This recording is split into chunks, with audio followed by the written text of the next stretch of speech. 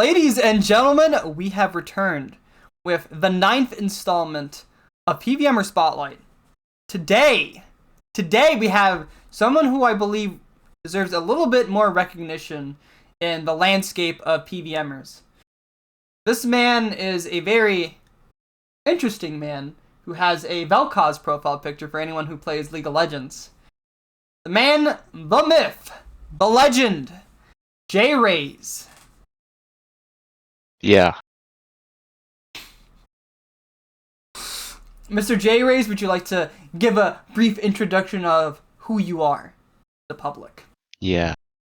I'm Jraze. I started playing OS like 3 years ago, I think, like 3 and a bit. I never played the original because I wasn't alive when it was released. Yeah. Yeah, RuneScape. Oh yeah, and I did the diary. Did that. And yeah, I got world first expert, by the way. Yeah. Those are the things. You also do have a YouTube channel, but we'll probably be going into that a bit later as to the kind of videos that you enjoy posting. But please tell us, how did you get into old school RuneScape in the first place? Okay, true story. Okay, here we go. So I was playing League, right? In, like silver, because, I was 16. And then this random guy, like, he adds me, we play some games, and then he tells me to install OSRS. True story, okay. And, because League's just so horrible. I was like, why not? And then I kind of just played it a lot. It's all downhill from there, Like, took a couple of breaks here and there, but like, OS, like, I used to play that game like 8 hours a day. And yeah. So it's all from that one guy from League, bro, and he still plays, true story. Yep. So it went from League of Legends into RuneScape? Yeah, truly an upgrade, yeah. I guess. I could say that's an upgrade. I would say it's a downgrade if you went from RuneScape into League of Legends, but that's a debate for another day. So, you mentioned that you were the first person to ever solo an expert clear, even beating the likes of Wooks. Okay. So, the world first expert thing, it was really just a product of circumstance, right? So, okay, when ToA released, most people had a team.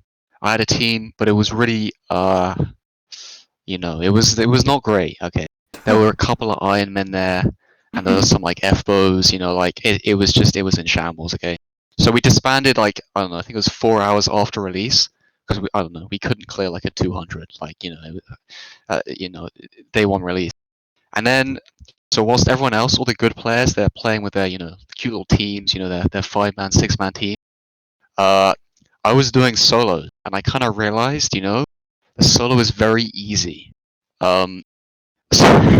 So, yeah, I remember going upstairs, like 8 p.m., having a shower. I was like thinking to myself, I'm gonna go back downstairs and I'm gonna get a world first expert. True story.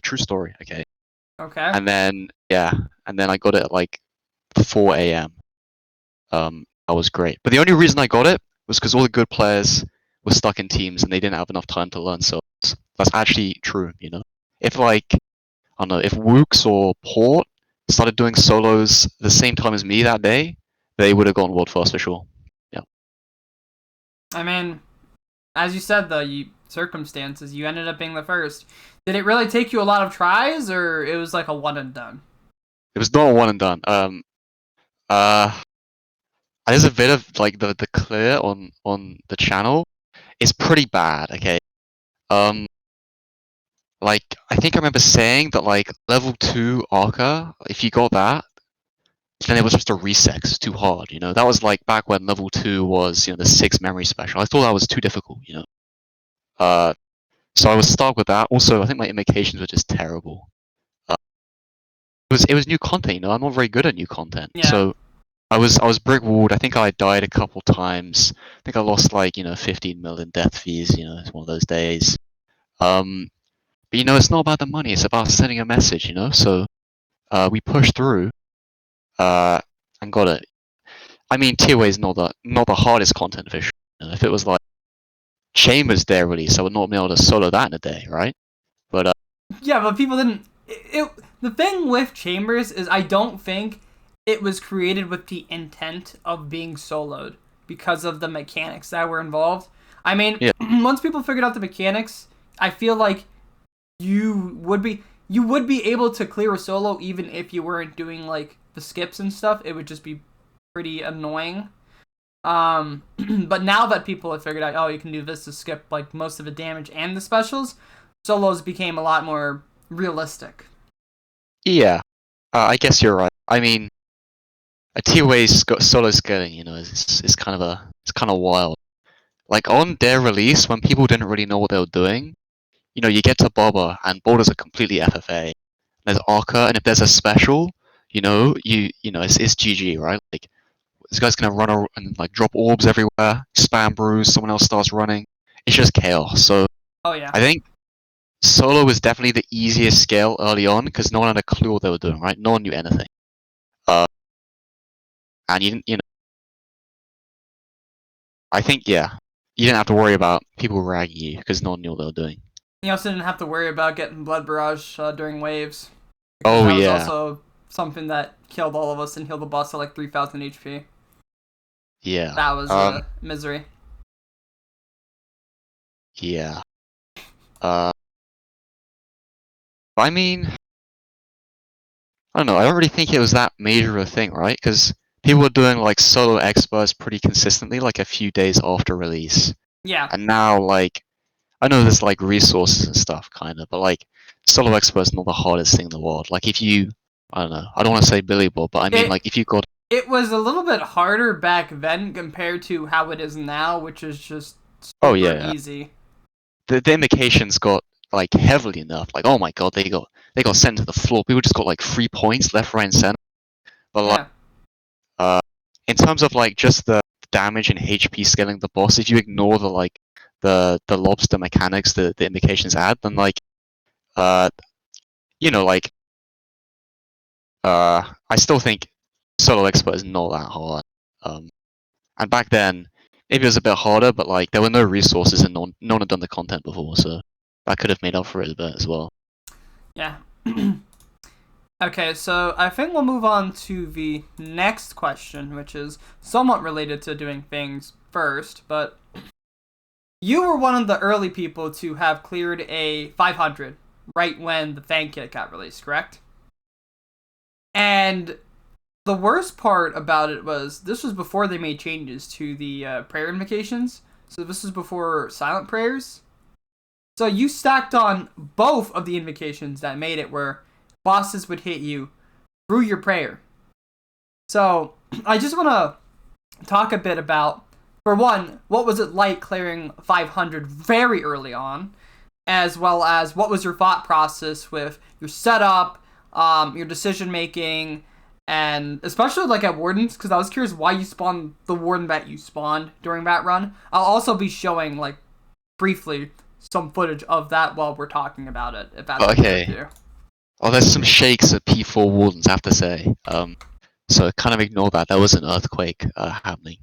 So the thing about early 500 was wasn't that early. Okay, I cleared on the Tuesday, like before the update. So it was week 1, but it was just barely. But the main issue was I didn't have a yellow Keris, and I still don't. So it was very challenging to get to 500 points without putting on dehydration, because you can't do that. That's just GG. Early on, it was very hard. Yeah, I don't think like early on it was possible to clear without yellow Keris with dehydration on. Like I've thought about it a bit, but it doesn't seem viable. Just because you would have had to put the 10% prayers on, and you would just not have enough like healing with hard food. But basically, the reason for the double prayer invocation was back with the invocations on week of release. It was very like getting to 500. There was only 2 ways to do it without dehydration. Like the most obvious thing to do would be to like put dehydration on. I mean, no, the food one. What is it? On a diet, right? And then don't put the 25% prayer invocation on. But it turns out doing that puts you at 495 points, so it's not viable. And there's like various other combinations that don't work. So the only two ways to get to 500 points without dehydration was option A was to have both prayer invocations on, which was pretty miserable. And option B was to have no help needed. And I think back then I had like 100 clears, 150. I was thinking if I have no help needed on, I'm gonna have to do a lot of front row warden, right? Yeah. That's gonna be pretty tough. So because of the work of a certain individual, I knew it was maybe possible to do the double prayer one, so I just went with that instead. Yeah. Was that certain individual port? It was port. Basically, the only reason it was possible. So let me show the back real quick, so people. Yeah. Anyway, continue. Yeah. So the setup was pretty scuffed as well. Like the setup used for that run at the start was like it was pretty goofy, there was like one fang, one blade, like a million brews. I hadn't done any of the calcs to know if it was like doable to do P2, P3 wardens with both prayer invocations. I didn't know if you'd like have enough supplies. So I just kind of took the Irene setup and jammed as many brews into that drawn as possible, and just kind of hope for the best. I mean, it ended up working out in the end, but I'm still kind of curious. So, at Warden, right? Yeah. You ended up spawning Tumigan for P2. Yeah. So, was that intentional? It was intentional. I'll tell you why, okay? So, there was a... I'm going to call it a bug. There was a bug where the Tumigan Warden with Arca Baba, the Arca at Warden's P3 would just change prayers, like, constantly. Like, he would just do nothing and just, like, null cycle, like, do the little animation back to back. And so what I was thinking was, him doing that is going to be less damage than Zebak just, constantly mauling me through the whole fight. I hadn't done the calcs on that, I was kind of like a guess. But it turned out to be pretty accurate, actually, I think. Because the main concern as well is I don't have to be spam brewing during P4, because then that's going to be death, right? With Zebak, that seems pretty likely. Because if he gets me low, it's going to be, I was kind of assuming I wasn't going to have Ambrosia for the end, And I didn't want to have to be like spam clicking brews just to out heal the boss and just doing ZDPS, So the only real option was to do that and then just have that guy and Kefri with 3x3. And also have a miserable P2 as well. And I nearly got meleeed a few times. But it was the right decision, I think, maybe. When you put it like that, that actually makes more sense because when you spawn that one and I saw P3 and P4, I'm sitting there like, there's no shot having Kefri up is worth it because the amount of moving that you have to do for it is just, it's just fucked. It's just absolutely fucked. Yeah. I hadn't really got much experience with the aerial assault P3 either, or P4. So I was just kind of winging it, but it ended up working.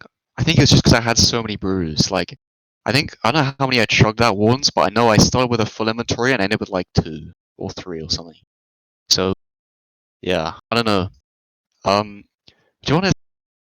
I don't think ones were that bad. It was bricked behind Zebak, and also Arga and Bobo. They were pretty rough as well, because you had to leave Arca for a second, and the reason I did that is because having level 4 Kefri would have been pretty miserable. I tried doing it a few times, but trying to keep up with medic swarms whilst doing level 4 Kefri, it was not viable. I don't know how Noob Type does it, but he's, kind of insane in the membrane, So it was Kefri first, and then Arca. And Arca was, I don't know, I think Arca was definitely the hardest room, because, like, you couldn't use any supplies there, or at least I didn't think you could. So, like, whenever you tank a hit from Arca, you just spend the next minute just chugging sweets. And if he does a prayer change, you just have to tick eat him until he changes back, and then you have to blood barrage off the you can boss. tick eat him? You can tick eat everything, actually. You can tick eat his melees, you can tick eat his keepback melees. Interesting. Yeah. Whenever he changed prayers, that was usually a GG, That was a wipe. Yeah, and then Barbara as well. I kept messing up the red X. That was kind of bad. I got very annoyed at that. You know, like being being 30 minutes deep into the run and then misclicking a red X and dying instantly. Oh yeah, because she slaps, right?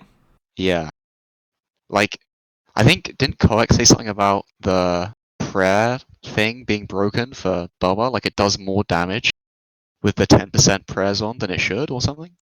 Well, so basically, let me explain how the prayer things work, right? So it doesn't it doesn't make it where it's doing like 10% more damage. It's just saving off 10% of your protection. So that is what makes it scary, especially with the fact that you have both of those prayers stacked on. It's probably hitting like over 60%. I'm not sure what the exact amount of damage Baba does for prayer is, but it's a lot. It's a whole Yeah. lot more. Um. Yeah. I don't know what the largest number I saw was, but I definitely saw a 50 at some point That with sounds about melee right. prayer. That sounds about right, yeah. I mean, who knows? Maybe it was like a 60 and I got lucky, or a 70 or something. Um. I think it's probably closer to 60, but I don't know what Baba's max is. You'd have to like look at the entry mode max it and then multiply it by 250%, I think. That sounds like a Or lot of work, you know. 2.5? Not really. Well, Just well, I pull it off the mean, wiki or something, I don't know. love the wiki, yeah. Yeah. Anyway, and then Zebak was crazy, bro. I have no idea how Paul came up with that method. He's kind of like, he might be an alien, like sent from Mars to test like the intelligence of humanity. Like the What the guy, fuck? how did he come up with that, bro? He just went swimming to the back of the room, and then he changed spellbook to Luna's, and he how, like, what kind of person comes up with that? Like, he can't be real. He's got to be some kind of AI sent from the future, right? Like, Well, let me ask you this, okay? When you've delved into game mechanics for as long as Port has, don't you think if there is you're met with a problem or an immovable object, you're going to try to move it regardless? yeah. I So mean, I can kind of see where he's coming from. He's probably delved with like a lot of issues before with all of his challenges. So maybe he was like, okay, let's see if this boss has like it can sit out of its attack range, or what's the word? It can sit out of its attack range, or it could just hide behind something and not get attacked by it. So that was like first step, right? Step number two. He obviously could tell like he could get pushed out of bounds in the arena because of the whole swimming thing, but he's getting attacked by the Crocs. So next step would be, can I trap the Crocs, right? And then step three is there any viable strats that I can use with this knowledge? And in this case, yes, Sweets and Bench. So you put like, all those together. So it makes sense. It doesn't seem that difficult, but just thinking about like right off the bat and creating a method early is still insane, right? I don't know. It's like, I, I don't know. Going to, like, even trying to go to the back of the room, like, the fact that, I don't know. The fact that you thought of that, like, so quick, I don't know. That's too much for me. He's a different breed. Like I definitely wouldn't think of that at all. But it's just because typically I don't ever come up with challenges like that. When it comes to new content, I always tend to like take things nice and slow and try to figure out mechanics, just like the basic boss mechanics, and not trying to like break anything. I think during release of Muspah, I kind of went the different approach. So like after the first stream, I wasn't really streaming much more Muspah after that. I was doing a lot of in the lab stuff. So I was studying like what would happen if I brought Muspah down to 1 HP with just recoils and thralls, because I noticed that thralls and vengeance were not adding to the damage counter to make him swap. So I was curious like what was gonna happen if I just sat there kicking it the whole time. So that's one thing I did, and it turns out that it does its base specials.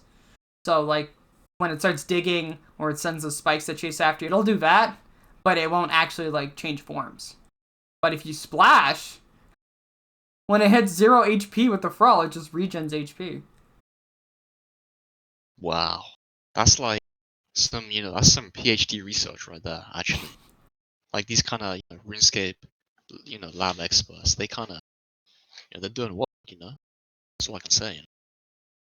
I mean, yeah, I don't want to, like, come out and be like, oh, I figured this shit out first, because it was very obvious that there were other people who had figured it out as well, so it wasn't anything too crazy to find. And then on top of that, I also figured out you could do the 2 hits, like, really close to the boss, and I made a tweet about it.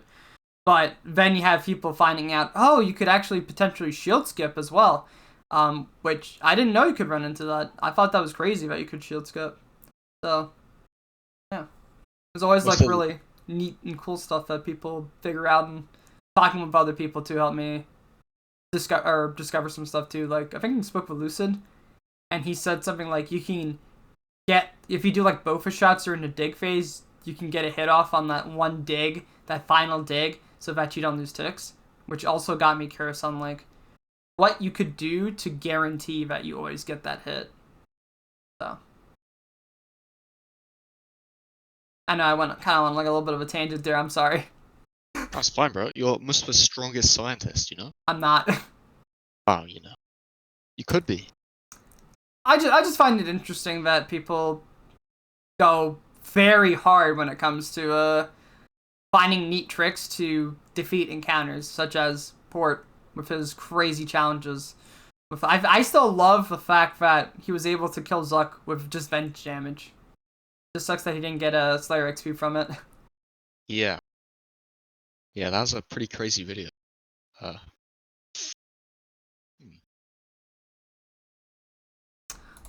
Is there anything else you'd like to talk about regarding the 500 run? Or shall we move on?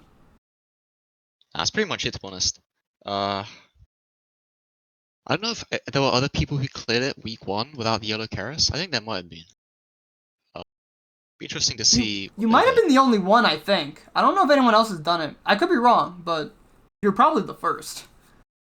Well, I mean, Paul was the first, technically, Even though it didn't take time. Yes, he is technically the first person to have done a 500. The only issue is that, again, the whole time invocation thing, so you had people like, oh, he didn't actually do it, he had time invo on. Yeah. Reddit Andes, Yeah. Yeah. Yeah, I mean, that's pretty much it, to be honest. Alright, well, let's move on to the next question. So, you're part of Jraze, right? Former mentor. You partook in... Huh? I'm not actually in the server anymore. You're not? I mean, I was like a few days. I left recently. Oh. Well, I mean, you can't hide history regardless. Yeah. So, you were a former mentor. You partook in Megascale. Apparently, you were a tanker in Megascale, correct? Yeah, some sources claim. So, tell me a little bit about your adventures as a Jraze mentor, as well as participating within the Megascale. Okay. So, I think I don't know. I definitely joined WDR like a long time ago. But I only really started using it for LFR TOB, Yeah. And then I started, back when I was a Blade of Sadness player, no scythe, I started taking the low bobs in the LFR top learner, for raid. And then I guess I applied for mentor as well. Like, I guess that was the thought process. It was kind of a long time ago. I don't really remember why I applied.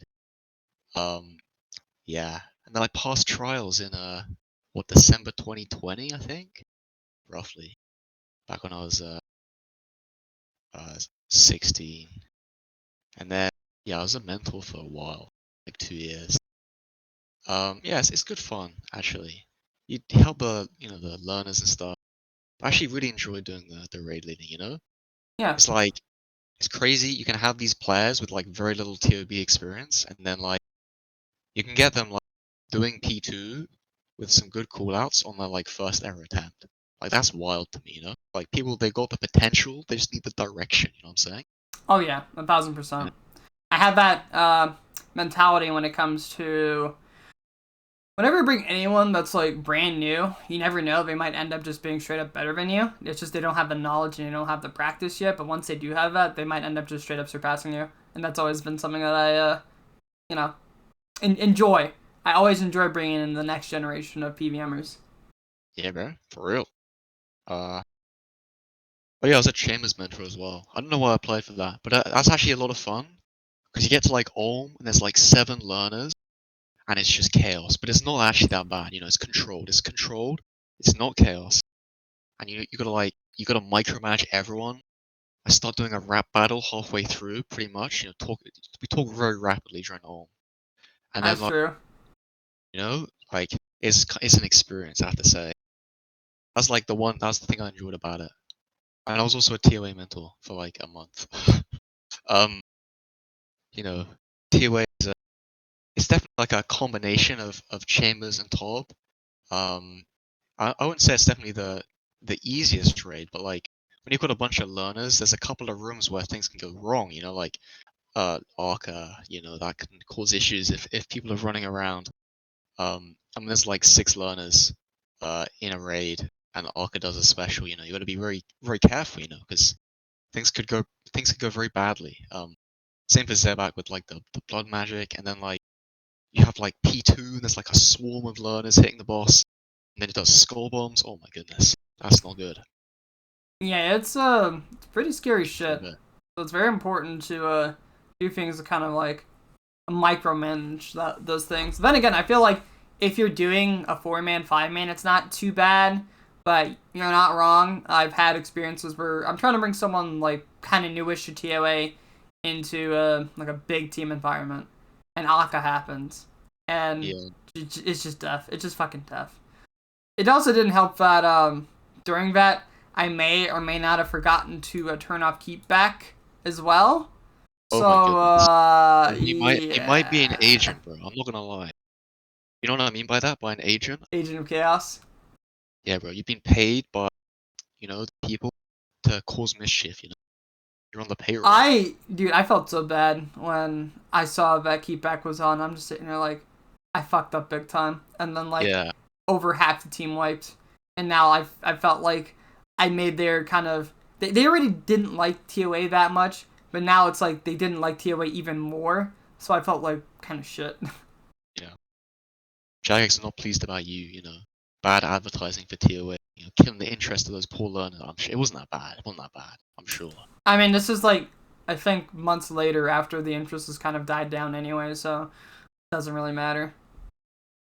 There's still definitely some interest for learning TOA though in WDR at least. Like I I can was see that. when we were setting up the program, I was kind of like thinking, yeah, there's no way it's gonna be people interested in it because you can just solo it and it's easy. But it turns out there were people. You know, that was that was quite surprising to me. And even now, I'm sure if one of the mentors paying for learners, they'd probably get people, like at least 3, maybe even 6. If Box Art pinged, he'd get like 10 people, and then 2 of them would work. That guy's crazy, bro. Oh my god. Uh, but yeah, it's definitely still using the teach in the server, I think. But yeah, and then Megascale as well. Um, Megascale wasn't really, it was kind of WDR. It was run by some WDR people, but I don't know if it was strictly a event from that server. It was more just like, yeah, the people who ran it were in WDR eventually. That thing was crazy, right? I Yeah, never played like a real MMO, but I kind of imagine like what you're doing WoW and you're doing a 40-man raid. That's like mega scale. It's like it was like a thing that happened like twice, and it will never happen again. It was actually insane because like you're doing a Chambers CM, right? It's got to 100 people, okay? 100 people, and they figured out a way to clear that without anyone dying. Like what? Those people, I was like 6 months apparently. Like how did they even do that? Well, because they used Arclight specs. But if you take away the fact that Arclight specs exist, they tried so much stuff like before they figured out about Arclight specs. But they tried so much stuff. Some of the methods they came up with for Vasa, like it made use of like the East priority aggro, and you'd have like 3 people in Justy Dins, like some specific tile markers based on what the bosses stand. Like those people are kind of insane. And it was definitely a lot of fun, even though the raids took 4 hours. I had fun throughout every single one of those hours. Again, I think this is one of those, if there's a challenge, then you're going to find a way to, overtake it. And in this case, it was saying, like, how far you could push the hole. How many points can you get inside of a Chambers run? And that was ultimately what led to that happening. I think I watched it a bit. I didn't get to watch the whole thing. I think I also went to the video when it came up and watched, like, bits and pieces of it. But it was very interesting to see all the crazy stuff that people were doing to get through every room, like Vanguards. Everyone just sitting in that one spot, just hitting it with what was it, like Ruby Vaults? T-bowed it because they didn't want to take it was T-bow? But Zarya crossbow is pretty good against those Vanguards, you know? There was one thing that I was curious about, though. So I noticed that when you drain the magic of the Vanguards, it would carry through the entire room, unlike defense, which resets every time it digs. So I'm wondering if it's the same case with its other stats, where it's like its attack and other stats kind of get low. Because if that was the case, then you could probably just arc light it down. But then again, it wouldn't really do anything in the defense department, only the attack department, and everyone's basically safe regardless. I think the main thing with Megascale is they went for the safest strats possible. Yeah. So if you went to arc light the boss, there's a chance someone gets, clapped and they're just dead on the spot. True. I don't know what max hit is. I think like the melee Vanguard can hit a 67 on every hit spot. You could imagine that might be that would kill someone. Is that through prayer or without prayer? I'm not sure. It's in the Megascale disc, I think, but I can't remember which one that is. They do a lot of damage, and it would have saved like 5 to 10 minutes, but if someone dies, then that's like minus a large number of points. So I guess it wasn't worth it in the end. Probably not. Oh, hold on, I need.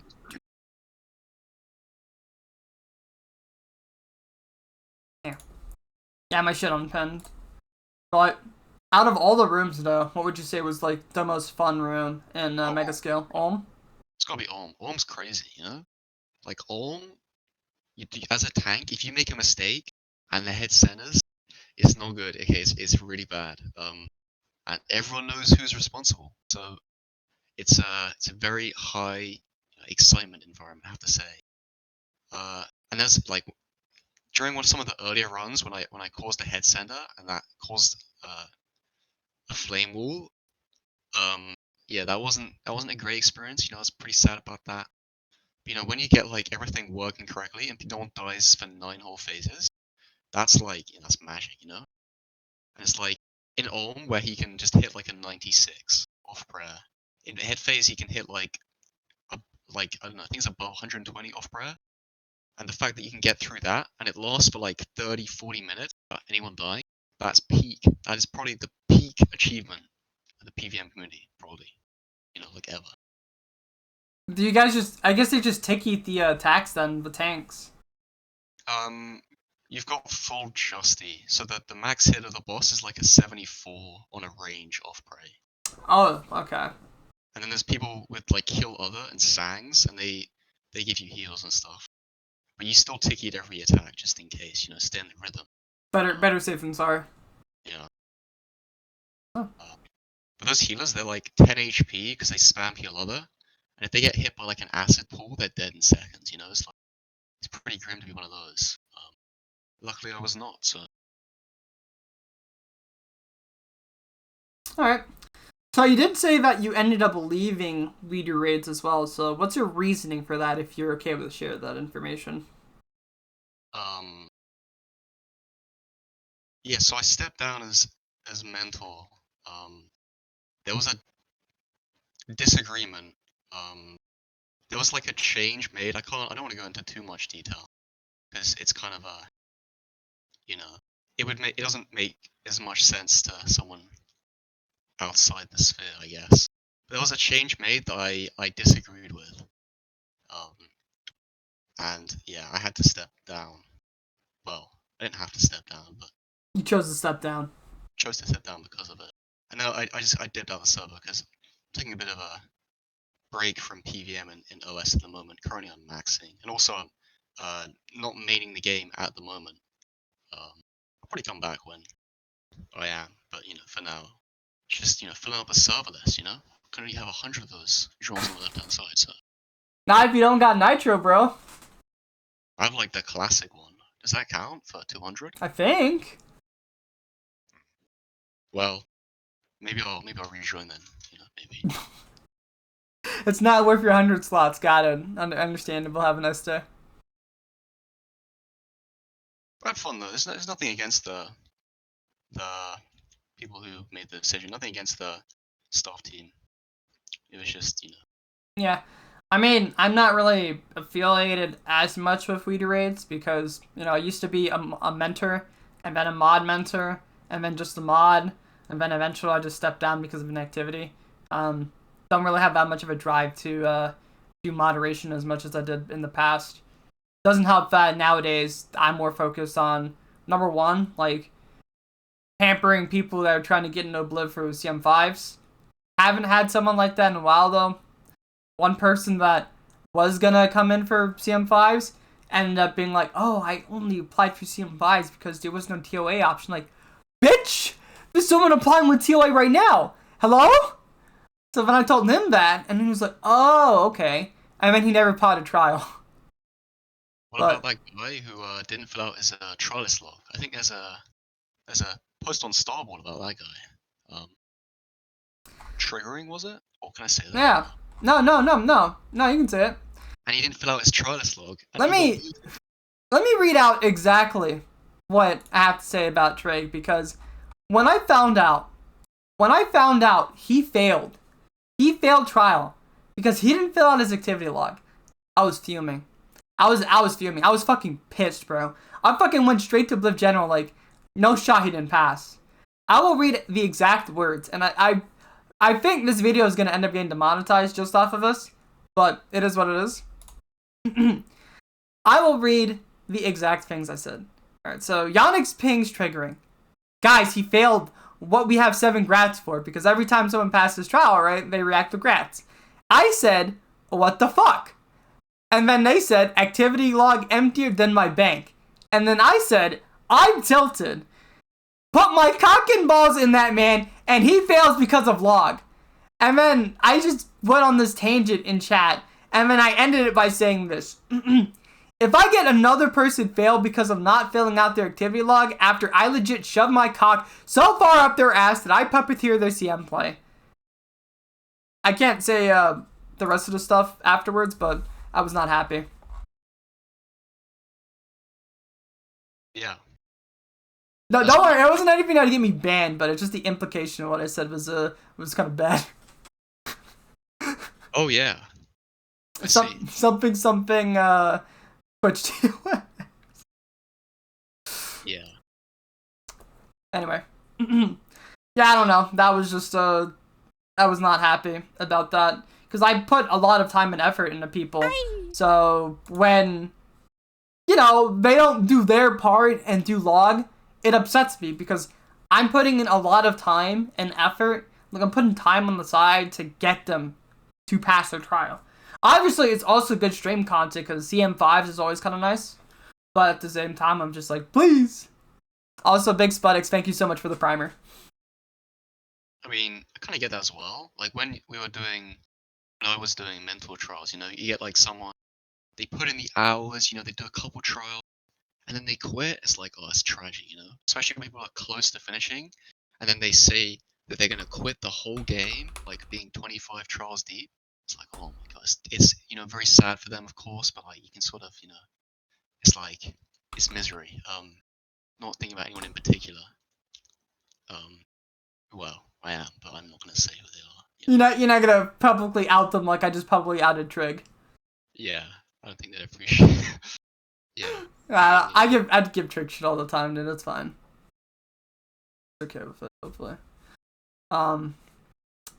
But yeah, I think we'll move on to the next question now. I think, I was just talking about some Obliv stuff, so you're part of a Oblivion PvM. One of the best clans in the whole game. Also filled with some of the biggest egos. Like me. No, I'm kidding. But, tell me why you decided to join Oblivion PvM. Okay, so back when I was Billy Bob player, so I was kind of looking at clans, and then I saw Obliv, and you know their Rex image, right? So I saw their Rex image, right? Back when I was like Billy Bob with 50 mil bank. I was thinking to myself, I'm gonna get the Obliv Rex because if I'm in Obliv, which is the top clan in the game, maybe. No, it is the top clan. Then that means I'm the best player in the game. That's the mentality, you know? So, it was like a long-term goal for a very long time to get into Obliv. Remember, can I say that? Yeah, I can say it.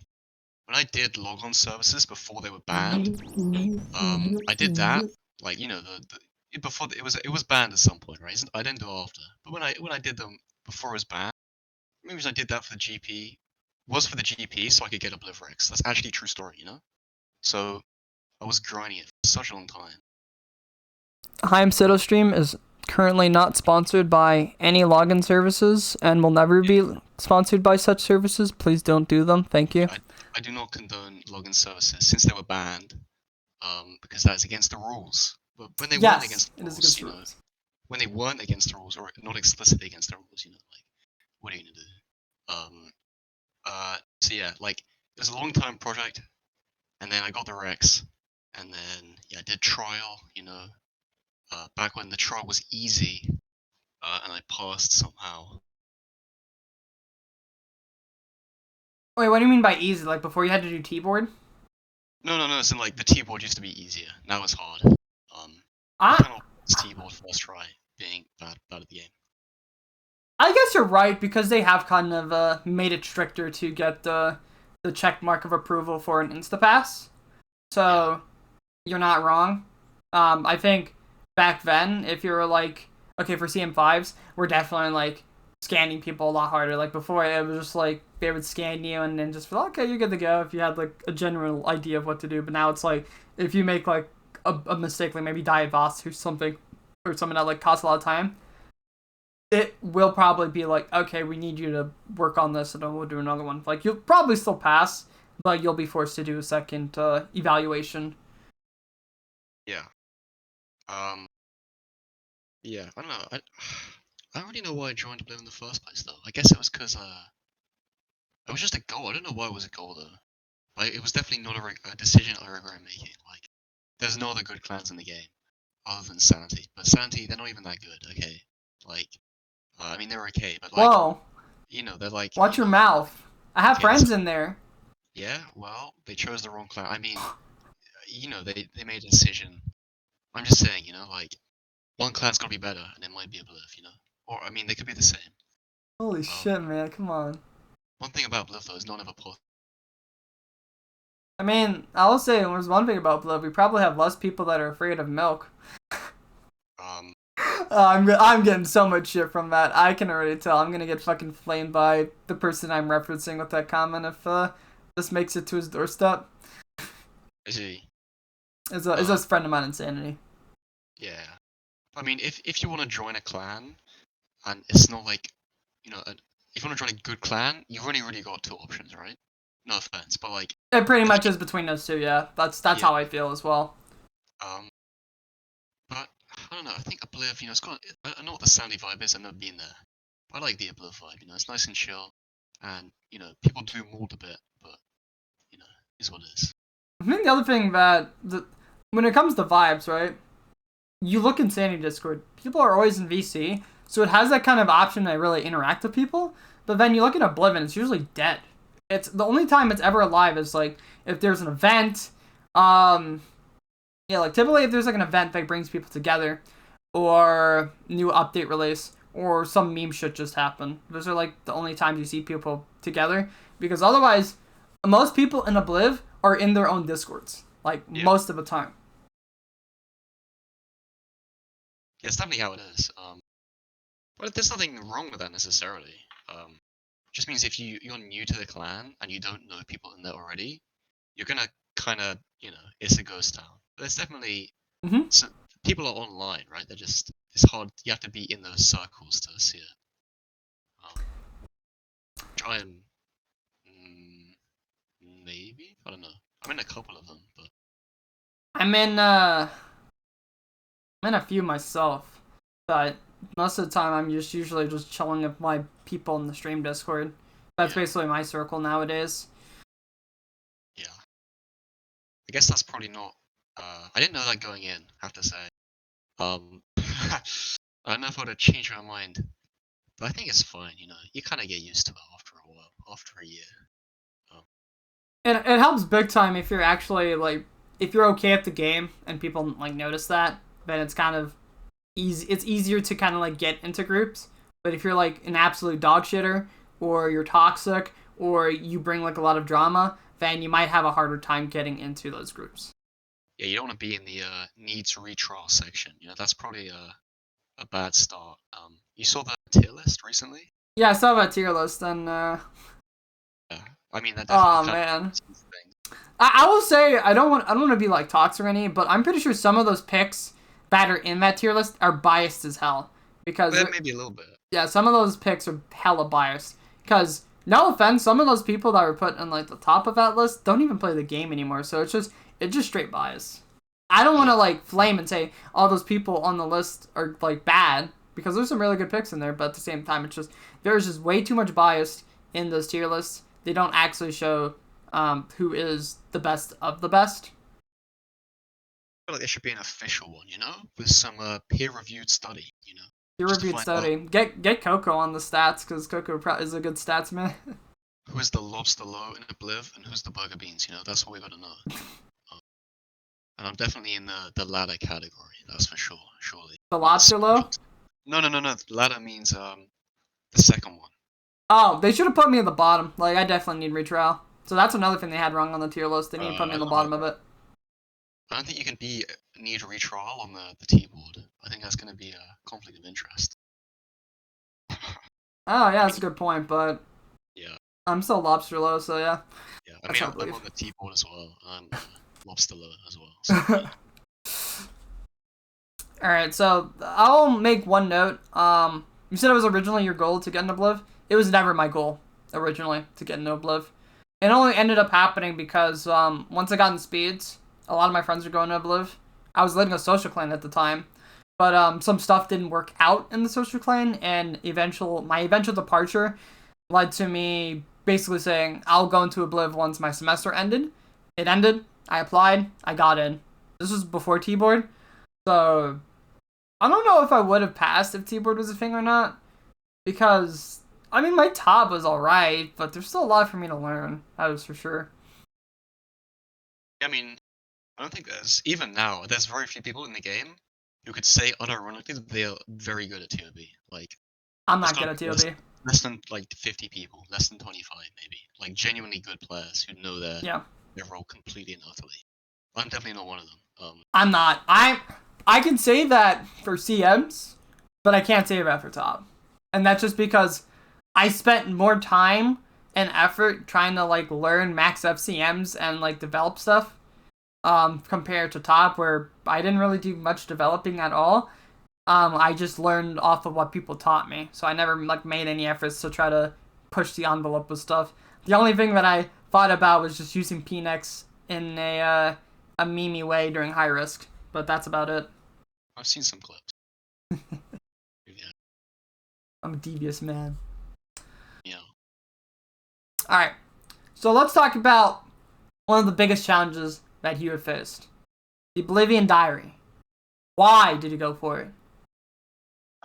So my school broke up, and I had a month or so, I think it was 1 and a bit month until ToA released, back before we knew it was bad. So I was like, I'll finish the diary before ToA because they're going to update it afterwards.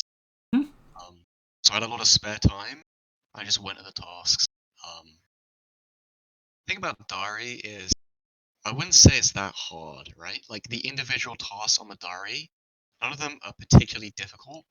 It's just you got to be experienced in like a lot of content.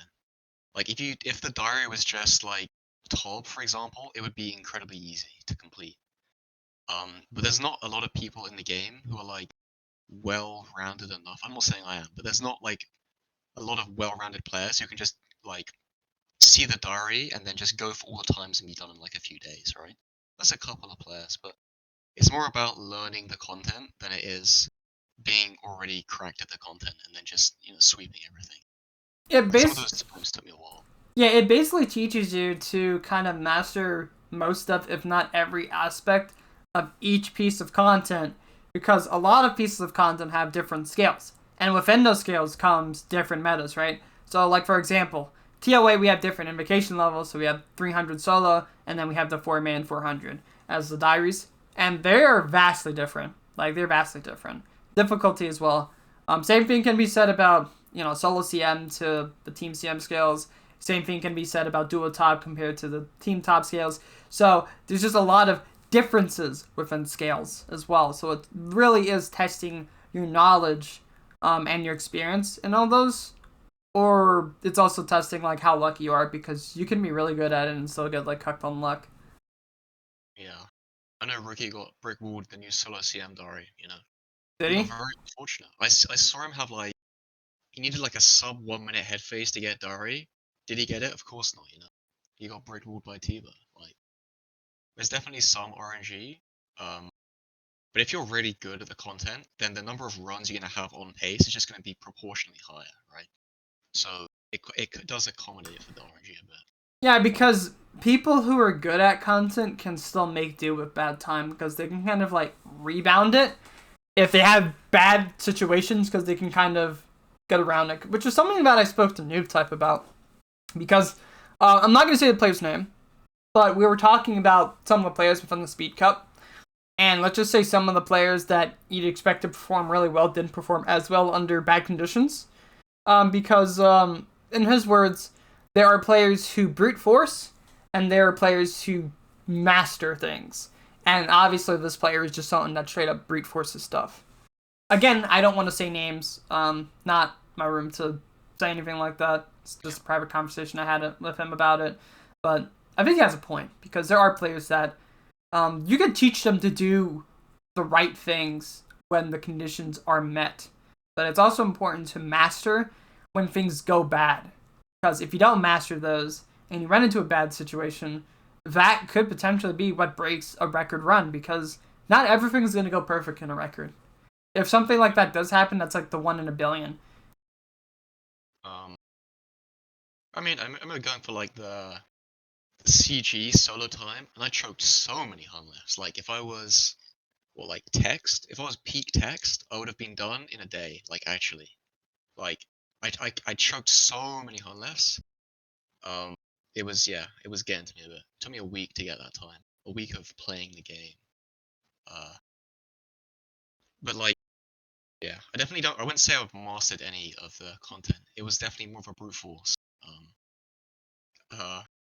If I had to do the content now, if I had to do Inferno now, I would not clear a run. I'd be I don't know, who's the guy who doesn't clear a run? T-Back? Yeah, that's me. I wouldn't be clearing at all. Wow, you're doing my boy T-Back dirty, come on. No offense, he got a sick PB though, 45, I think? GC. Oh yeah. But that's that's his first run cleared in 3 years, no offense. What would you say was the piece of content that gave you the most trouble, though?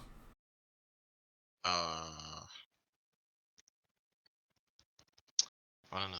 I think CG was definitely a brick wall. Towards the end of that week, I did not want to go in. Yep. Because I hate. Yep, that was me. That was me. But I had to go in because I needed to complete the diary. But Inferno was definitely the hardest piece of content on the board, because, knowing what you need to do to get the diary is you have to, yeah, going from nothing to doing diary strats is definitely a pretty big jump. Oh yeah, 1000%. It's Inferno. You can make one mistake and then the ranger hits you off max. And then you're dead. And you can't brew because you have no brews. So you have some brews, but not a lot. You can't brew if you do. Yeah, you only got fucking 2 brews. I remember I got to Zuck not many times. So when I was doing when I knew I was on pace and I got to Zuck, I had the shakes. I remember turning off the timer. That was me. I did the same thing and I still had the shakes. Yeah, because I was gonna throw on pace. Yeah. And then I scuffed my healer skip. I didn't even skip. Did I skip Jad? I can't remember. I think I did, right? Surely. Yeah, but it was definitely a relief getting that done, because I hate, tutorials miserable. Even with, like, 3 tasks for GM, Yeah. it's like, yeah. You being on that 3rd task and knowing that if you fail, it's back tutorial is pretty bad. Yeah, I'm gonna say that CG was the one that was probably the most frustrating to get to time.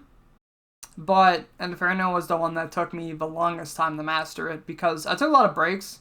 So the grind ended up taking 8 months total. Now, if I were to send an Inferno run, I can get like a 50, 55x time just off of me just casually going for pet run. But that's also because of the fact that Missouri and Lightberry exists. So Yeah. that's just like a casual run, 3 brews, no skips required. I'm just using devoutes and just piss chilling. Devoutes max skip, just straight up piss chilling. And I can get like an okay time now, but still nothing crazy. I'm not trying to like be like, oh, look at my times, because they're nothing to gloat about at all. There's still so much I can work on.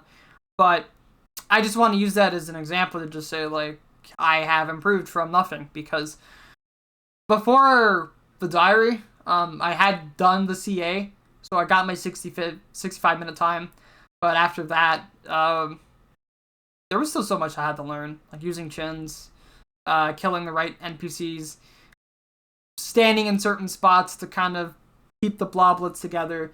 There's a lot. There really is a lot, and the fact that there's so many different spawns, it's hard to know what to do in every situation unless you've done the Inferno over and over and over again to recognize those situations where it's like, oh, I can drag this bat onto the nibblers and just chin that.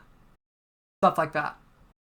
I mean, I remember watching HiImSido. He made a Inferno video. Yeah. And then, like, one of the sections he's talking about optics. And I remember seeing for the first time, like, the major ranger northwest optic, where you, like, stand 2 tiles to the east on a specific tick. I Yeah. was thinking to myself, there's no way I'm ever gonna be able to do that. And then towards the end of the attempts, I saw that and I was like, I know exactly what that is. I know how to solve that, you know? Like, it's a lot of just pattern recognition. There was something that I did that, because of all the stuff, I instantly was like, oh, I could do this. So I stepped out, right? You have a ranger and a major do the same tick. But because the fact that one of them is far in the back, I went backwards and then I went forward again and off-ticked them like that. Yeah. And I was like, holy shit, that was cool. Yeah. Like, doing stuff like that, that's all experience. You can't read that, you know? You gotta... Yeah, you kind of have to experience it to know, like... Because in the moment, if you fuck up like that, first thing you're going to usually do is go behind the pillar. But if you have a lot of HP and you make a mistake like that, then if you notice it, you're like, they're on the same tick. So now it's like, do I hide behind the pillar? Do I sit here and keep the vision of one of them? Or do I run backwards to try to break the line of sight of one of them and then go back forward? Stuff like that. I think one of the other things that's kind of difficult about Inferno Diary is I have pretty bad click accuracy. Like, I fumble switches quite a lot. Yeah. And Inferno is a very long time. Oh, if yeah. you have one bad fumble, you know, it's Time's back to gone. tutorial. Yep. So, Yep. yeah, I had to get a bit lucky. I tanked a couple of rangers, you know. But I mean, rangers, they were meant to be tanked, you know. You do not brew 40 HP for a ranger on wave start. You just use the tick heal. The blood brush starts your tick heal. Yeah. And if the blood brush doesn't heal you and the ranger maxes you, you know, that's just unlucky. Nothing you can do. Or you get one bang by the double rangers. What can you do? What can you do? I mean, double rangers, they were nice to me, you know. They were kind. I can imagine, like, getting to double rangers on pace and just getting smacked like a 40-30. That's probably like mental boom. Like, mental nuclear explosion right there, you know. That happened to No Monkey so many times. They called it the Mammal spawn because that happened to Mr. Mammal during his group hardcore runs, and he just tanked it every time. Or he just tanked it. So, yeah. Sometimes you just die to it, other times you live. It's just the RNG of speedrunning, I guess, so. It's gotta be low odds you die to, like, double ranger spawn. Like, Armadillo Missouri is pretty tanky. Missouri, yes. Don't know what the odds are because not only does it have to pass the accuracy check, it also needs to roll 2 hits that are large enough to kill you. Yeah. I think it's low odds, you know. Yeah, probably low odds, so. If it's on pace, you know, I would a bit risky. The odds get higher on pace. Yeah, higher. It's how the game's built. There's like some under the lines. There's some RNG that if you're on pace, it magically just goes up like 1,000% just to fuck you over. It's like Jagex knows. Yeah. But all right. So of course we also have updated diary times. I am curious if that is in your line of sight for the future, or if you're not really interested in clearing the diary again. So currently I'm not playing the game. Okay. Well, I am. I'm maxing. You're maxing, but the thing is I'm currently maining Lost Ark, right? No, you're playing that game. Okay. The thing about that game is it's like a full-time job, right? You have so much stuff to do. You can play for 8 hours a day, 7 days a week, and you still haven't done everything for the week before reset. It is like it does feel like a job, I have to say. I don't know why I'm still playing it. I'm having fun though. Are you playing it because of the anime booba? No. Oh. I know some people do. Some people really only play the game for that, you know. I've seen like Nish's login screen and it's just, you know, 6 questionable characters. Like he plays the game solely just to see that login screen. What about Rookie? Yeah, I think so as well. There's kind of a trend with that, isn't there? Anyway, come back to OS, I will probably recomplete the diary. But I don't have the oh no, you need very strong mental to complete diary. You need a drive. Yeah. After playing log for a bit, I have weak mental currently. Mental's weak. I've seen too many things. So I need to work on the mental before coming back, that's for sure. I think right now, I think I could do the diary. Do I have the drive for it right now? No. There's other things I want to do. I don't have a lot of time on my hands.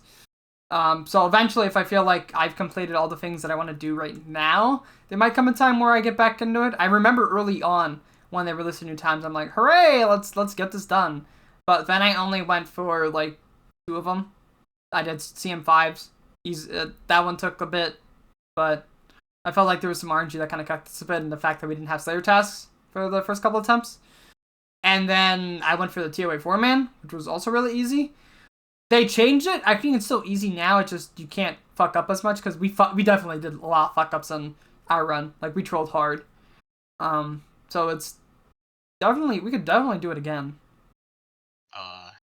I think I could probably recomplete diary, but it's just it's a huge time commitment because you gotta learn new content, and also Inferno's sub 47. Like oh my goodness. That seems daunting, but with all the new tech and stuff, I don't think it's necessarily that bad. You've seen the new times. People are getting like 44, 43 minutes and shit. I'm not saying like, oh, I'm just gonna walk in there and get that because like I told you, I haven't even beaten my PB since Missouri came out, but I haven't actually been sending attempts. I just have been sending pet runs in attempts to, you know, learn more about Inferno. I feel that my late wave selves are kind of improving, which is kind of nice, but still got a long way to go. Yeah, for real. But Alright, so let's talk about your thoughts on last year's PvM releases. Less than 3 till Jraze tie for the Zuck Helm Vids PLZ. We had Nex and we had ToA. So please let me know what your thoughts are on those releases. Also, Big Joe, thank you so much for the oh, that's not private, that's thank you so much. Tell Jraze TY for Zuck Helm Vids, please. Thanks for watching, liking, subscribing, ring the notification bell, shilling to your whole family to get them to subscribe. Yeah, thanks for that, yeah. So, I don't want to, you know, beat the dead horse that is ToA.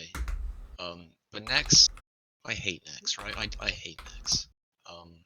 I think some people do enjoy Nex. I think you do quite a bit of Nex, you know, used to. Big Nex. Still do. Still do? Yes. I'm sorry. But yeah, but I mean, Nex is really, I don't know, I think some people find it fun, I guess, with the group, you know. Yeah, like, the content itself isn't necessarily fun. Watching someone get lawn mode is funny once in a while, but, every time I go to do Nex, it's literally just because I'm trying to help my friends make money, And it's the conversations that I have with my friends that keeps it entertaining, because other than that, Nex would be boring. I have some people saying some very sussy things, and then you have me, who, the cock connoisseur, cock-toting the whole time, pulling out this guy once in a while for a joke or two. So, yeah, I mean, content sucks. It sucks. Maybe, like, it was driven by that nostalgia factor, because I wasn't able to do it back in the days of RS2, right? So when I was a cute noob, I was watching videos of people doing it, and watching those loot videos, or watching Wooks do that solo in the void with the chaotic maul, and then he got the Pernix body. I kept rewatching that video, by the way, because I was always like, damn, I wish I played around these days, or I was good around these days, because I sucked. So when it finally came out, and there was ToA behind it, and some other stuff, I was like, alright, I'm looking forward to this. But then I realized, right? I realized that we've had other pieces of content. Hi, Dad. We have other pieces of content like Chambers and TOB.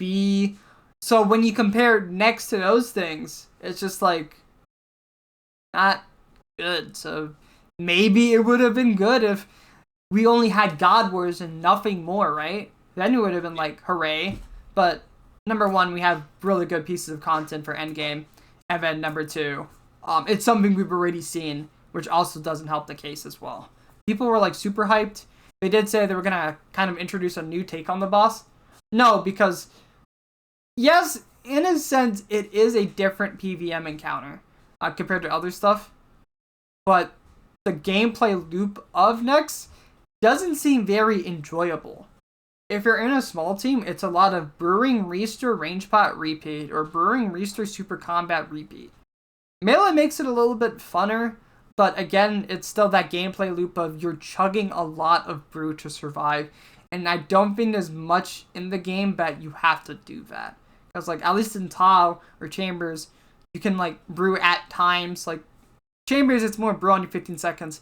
ToA, it's more like brew super combat. But yeah, that's basically it. Nex is just, it doesn't provide a very fun gameplay loop. Yeah, I mean, I think the only Nex video I've seen from back in the day is the guy who gets the Pernix trap, and he's quite pleased about that. I don't know if you've seen the video. Oh, I've seen some insta-kill videos. I used insta-kill darts as well, but I didn't get anything from it. But yeah. I watched a lot of videos from Wooks, where it was like his duo video, his trio video, his solo videos. I watched some other videos too, like I think I saw some RuneStrike videos as well.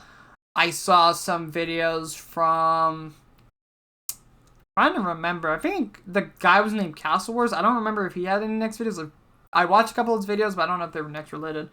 I think I saw some Smokey videos that were Nex. And there was one more person as well. We can't remember. He was really big on Slayer, and he did a lot of stuff with RuneShark, but his name is kind of, it's a blank right now. It's a blank. Yeah, I don't remember, but I just watched a lot of Nex videos. It's just that I did not have the stats to do it. I did not have the Rework. It was stat locked to do it compared to now, where, I mean, yeah, you still want to have high stats for it, but most of the stuff that you want, you can just buy off of the GE. You don't need, like, any strict summoning or herbal requirements, and you don't need to do dungeoneering for, like, some of the good equipment. Most of the stuff is also affordable now, especially with Fang being attainable, too. So maybe that's just a show of how the game is different, where most things, if you really need it, you can just buy it. Some stuff you have to do quests for. But other than that, you can buy most of the stuff. I mean, yeah. Like, when Nex released, right? I never played back RS3, so, like, the content for me, I was also back when, you know, like, for a very long time, maybe like a year or so, that's not that long, but for like a reasonably long time, I've not been playing the game to make money, like, in the game. Because I've got, like, current this, right? Mm-hmm. I don't really see the point of having any more. So I only do content that's, like, solely, you know, for enjoyment and for nothing else. So when Nex comes out, it's, you know, no connection to it whatsoever, and it's a brew sim, and, you know, it gives me a headache being there more than like 20 minutes, like, for real. It's like, it was not for me. And also, you know, all the friends who I know who want to do Nex are Iron Men in crossbows. Like it's GG.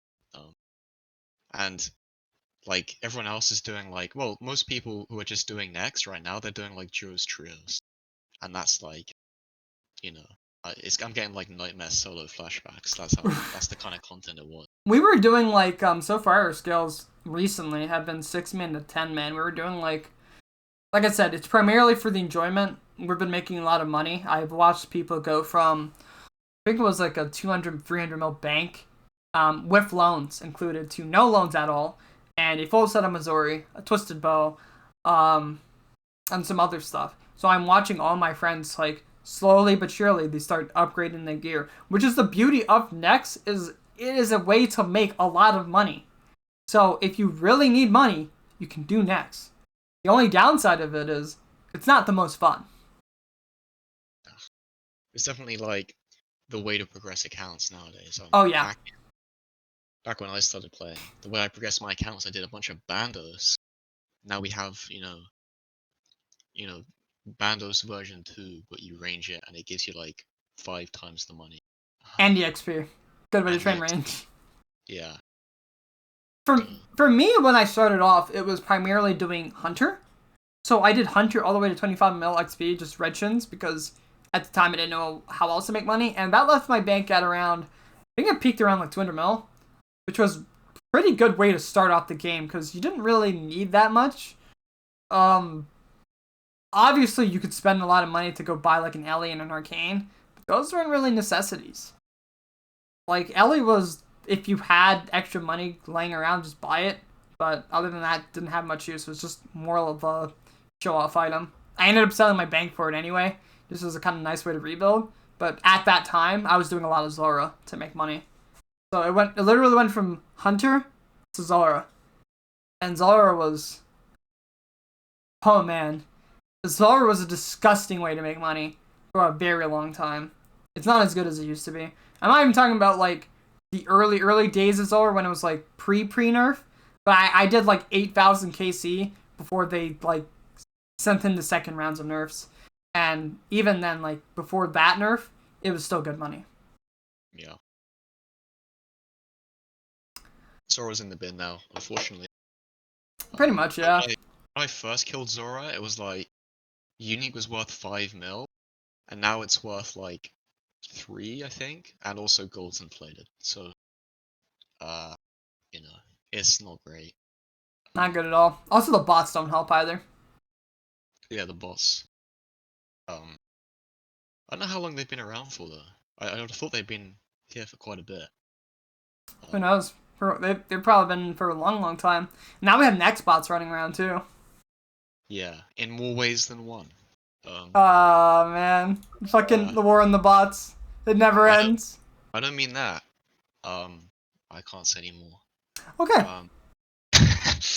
Yeah. Shall we move on to the next topic of this question then? Yeah, ToA. ToA. So talk about your thoughts regarding ToA. Okay, so when I was going into ToA, I was kind of expecting the invocation system to be, to be the main difficulty scaler in the raid. Yeah. And it turns out the main difficulty scaler in the raid is just the invocation level. So my main problem with ToA, obviously there's, I'm not going to say it's easy, right? But like, if you compare a ToA, I don't know, a ToA 500 raid to a ToA level 0 raid, like look at Kefri. As long as you don't have Medicon, a Kefri solo in a 0 is almost identical to a 500, except there's also a ranger, there's like more overlords, right? Mm-hmm. Which is easily solvable, easily. So the mechanics are functionally the same in that room. It's just the boss does a bunch more damage, has a bunch more HP, a bunch more defense. It's just artificial difficulty. Same for Barbar.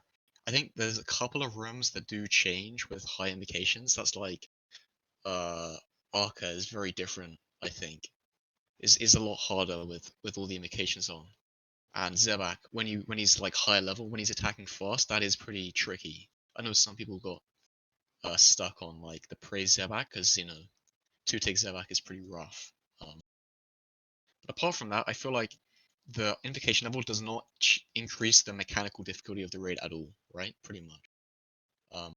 So in that sense, I think ToA is not mechanically difficult. And that's just incredibly disappointing. Because I was like, you know, when they say like, at least, you know, 0 is gonna be easy, 0 is gonna be basically impossible, you know? But like, you know, I'm not gonna say it wasn't on release, but you know, like Nex solo is literally impossible. Not because it's too difficult, but because it just does so much damage, you know? It's just unavoidable damage and it has a billion HP.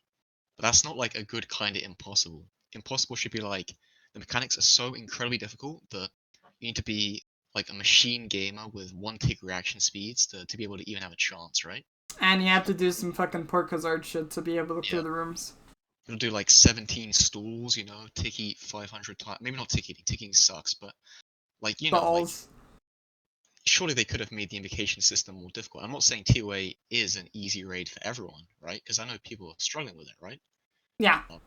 I feel like a lot of the feedback from ToA is coming from like mid-level players. I mean, not all of it. You can be like a high-level player and find ToA like difficult, but I feel like there's a lot of people who think ToA is difficult because they have limited PvM experience. And I don't know.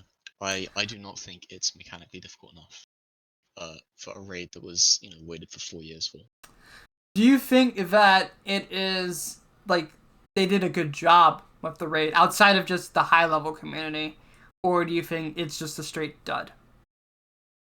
It's probably the most successful PvM thing they've ever done in terms of achieving their goal, because their goal was to make it very accessible, and it is. But I think they've failed in making it the difficulty scaling system. Like that's a complete failure, right? Yes. So they should have just released the raid and made it focused around mid-levels, and then maybe done some other content for high-level Andes or something. Because trying to do both is just, I do not think JX has the capacity to do it, right? No offense to them, but with ToA, they I don't know. I feel like it's either they do both or they don't bother at all, because right now it's like they kind of have that mentality where if they're going to be spending a lot of time on the updates, they kind of need to reach all players, as many players as possible, right? So if they're going to be introducing some new raid or anything like that, they kind of have to do a similar system where they have that entry mode and then they have like that hard mode. Maybe something like, you know, chambers to CMs. Like they did a good job in the sense of allowing something that you can kind of tweak the difficulty for, and you can kind of do it like either like your low tier friends, or you can kind of do it with your high tier friends, like end game gear and stuff like that. The way they went about difficulty though, skill ceiling isn't that high, and the only difference if you don't have the gear for it is how long the raid is going to take because of the increase in stats and health.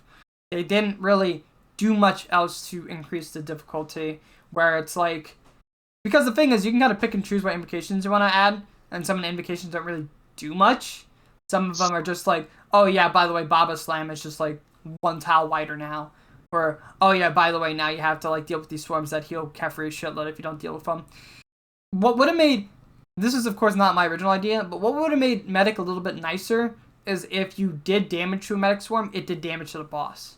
It's just that if you let one go in, it heals the boss a shitload. Because then it would be like, oh, so actually including Medic isn't actually a time loss. It would actually made it kind of an interesting way to do the room. If you don't have like high-end gear, you could be like, oh, let me turn on Medic and then we can get this room done like quickly. I feel like of all the rooms, Akka's probably one of the better ones, but that's just because there's some interesting things that you can do with Double Trouble turned on. But then you have Zebak, which is kind of gives me Bloat vibes in a way. But the thing with Zebak is just, I don't know, it's kind of simple. And then Baba Room, the puzzle, it's too fucking long. It has a statue in the middle for 0. Like, I don't know. I just felt like there were so many things that they could have still done. And on top of that, they've also just, you know, haven't touched it in ages. The one thing that got me my hopes kind of high was, I think in one of like the recent posts, they were like, in the survey he mentioned, was there anything you wanted to see in like change in ToA? And I was like, I think there's a couple of things I'd like to see changed. But again, don't want to get my hopes up too high until I see stuff. It was still a good update. It still reached a lot of people. It's still something that you can like introduce to people as well. I felt like it was a great way to introduce people to raiding. It's just that the skill ceiling is not there. People were able to clear the highest raid level like fairly quick, and even after bug abuse to bring it to 770, that was still doable. That doesn't sound correct at all to me, at least. I felt like this should have been like a solo top type of challenge where you have to spend a lot of time, a lot of trial and effort to actually get it done. But I don't know. Maybe it's just because of Jagex putting out all those changes to make it doable. Yeah, I mean, I think just the fact that it scales, the main difficulty scale is just invocation level, Like, of all the however many invocations there are, there's like, what, 40, 30? Like, very, very few of them really change the mechanics of the raid. And these are like the best invocations, I'd say, for sure. Like, yep. The double trouble, at least in a solo, that completely changes the dynamic of the special. And like having that on with, feeling special as well, that combination, that is peak mechanics for ToA, right? Like that's what the invocation should have been like. They should have been working off each other. They should have been like mechanical changes to the bosses, and if you have too many of them on, then they interact in a way that makes the boss like incredibly difficult. But instead we have like a bunch of just like points, like invocations that only exist to increase the invocation level. But yeah. I feel like Jagex have kind of released ToA and they just kind of think it's done, But I mean, at least for me, I think ToA is unfinished, There's definitely still stuff that needs to be done. Yeah. Jagex, who can say? There's still room to add to it. I just don't want them to do it like Chambers or Tob, where it's like much further down the line when the hype for the content's not really there. I mean, obviously there's still people doing the content, just not that many endgame players. So if you make changes now, there's no guarantee they're gonna go back to it because their taste is kind of soured for it outside of pet hunters. But yeah, that was just my 2 cents on it. If they're going to make a lot of changes to something, they should do it early instead of like kind of late. I felt like maybe what they should do is spend some more time or like allocate more time to make changes to the content instead of being like, okay, we'll just probably include this in our like bug fix / QL time, right? But hey, that's just my thoughts on the matter. I still think it was a good update nonetheless, just because it does a good job to bring a lot of people in the game and continue playing. It's just that if those players ever end up in endgame, I don't want them to kind of be in the same position where it's like, oh, well, here I am trying to do high-level ToA, and it doesn't feel as maybe... The other thing is like how dynamic raids are. I mean, Chambers and Tob are basically the same rooms all the time, but those rooms can play out pretty differently. And that's what I like about that, is the elements of, stuff being dynamic. I just wish ToA had a bit more of that. If only. I mean, with the way, development cycles works, it seems unlikely they're going to be able to commit, because I mean, Jagex devs, they're overworked, they're underpaid. They're probably booked out for the next 4 years with a bunch of content that, some people probably care about, but I just don't think they're going to be able to allocate any meaningful time to make drastic changes to the content. Yeah, which kind of sucks. I wish they would allocate more time. Yeah, it is what it is. Or maybe have a team that's dedicated for if updates need more time for whatever reason, then they have like that one team that's going to be like, okay, so let's see if you can kind of do some stuff to kind of help this update or, add some changes, QOL, anything like that, specifically for a piece of content, if it needs it. Otherwise, they'll just, do their thing with current updates or current plans. But, again, it's hard for me to say. I'm not a developer. I'm not in a dev team. So it's very hard for me to say stuff like that. I just still enjoy ToA. I just want to see more come out of it. Just my 2 cents, though. Anyway, I think we've said enough regarding ToA. We should probably move on if that's okay with you. Sure. Alright, so this year so far we've had 2 releases. I'm not sure if you really delved into it too much, but we had Big Muspah. Okay, and then on top of that, we had the good friends in the wilderness. They got revamped. So I'm just a little bit curious about some of your thoughts regarding like the current updates we've got. Yeah, I've engaged with both of those content to some degree. Not a great deal, but I did the quest on release. That quest was actually quite good. I enjoyed it. Mm-hmm. Jagex make really good quests, if anything. They do other stuff as well, but the quests are really always. I don't remember the last time Jagex have released a quest that's bad, right? I mean, Oh yeah. maybe if you're around when MM2 was released, you could say the spying puzzle was just horrible for you. But at least in my playtime, pretty solid. And I think Muspah's interesting boss. It is another solo, money maker, Vorkath 7.0 or whatever. For what they advertised it as, I felt that they did a fantastic job. Because when they were saying we're going to start off the year with like a Vorkath-esque boss, my hopes for what they were going to release was, I don't know, I was expecting something really mediocre. No, they brought something in. It had a lot of interesting mechanics, and it kind of got me very hyped for the future, to be honest. Because if this is what they can do with their quote-unquote mid-tier boss, then I'm really hopeful to see what other stuff they can come up with, or stuff coming from a Grandmaster quest, because we're going to have more bosses coming out in the summer. And this is a Master tier boss. So, I felt they did a really, really good job. Yeah, I mean, the Muspah mechanics are quite interesting, actually. I think the smite phase especially, that's like a good step for Jagex.